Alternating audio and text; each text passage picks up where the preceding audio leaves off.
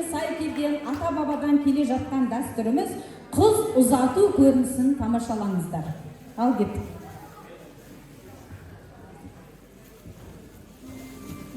Қыз ұзату қазақ халқының ұлттық дәстүрі. Бұл дәстүр екі жастың, екі рулы елдің татуласып жалғасуына дәлел болатын дәстүр. Бүгін Асқат деген байдың жайқалып өскен қызы бар екен. Қызым, әкең рұқсатын берді. Бақытты бол, айналайын. Бүгін міне қазақтың салт дәстүрімен қызымызды ұзатып жатырмыз. Қызымыз арттағы елдің абыройын асқақтатып жүрсін. Қызым барған жерінде тастай батып судай сынсын. Барған жерінде бақ болып қонсын. Қандай толқыныс. Оңай ма анасы мен әкесіне қызбен қоштасқан? Амал жоқ. Бақытты болсын.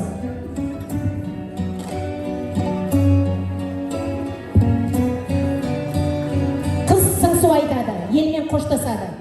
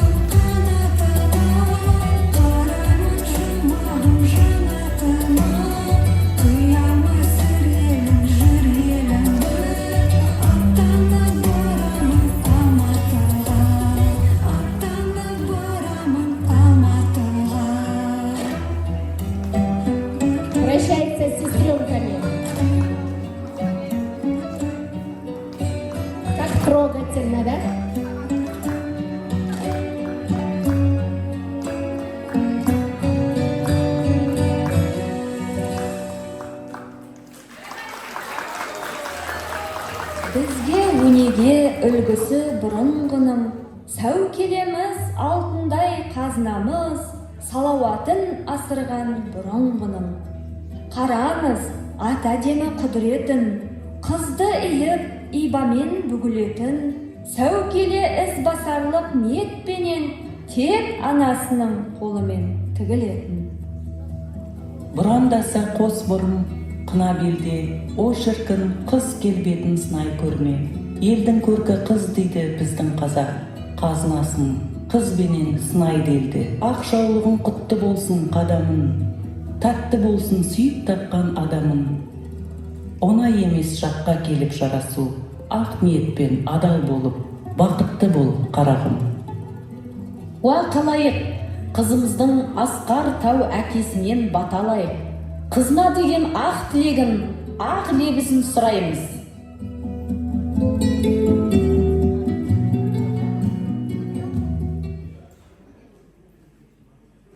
Ал қалқам қызым айналайын, жол мұраты жету, қыз мұраты кету дейді. Бақытты бол, ғұмырлы бол қарағым. Денің сау болсын, аман болғайсың қайда жүрсің де.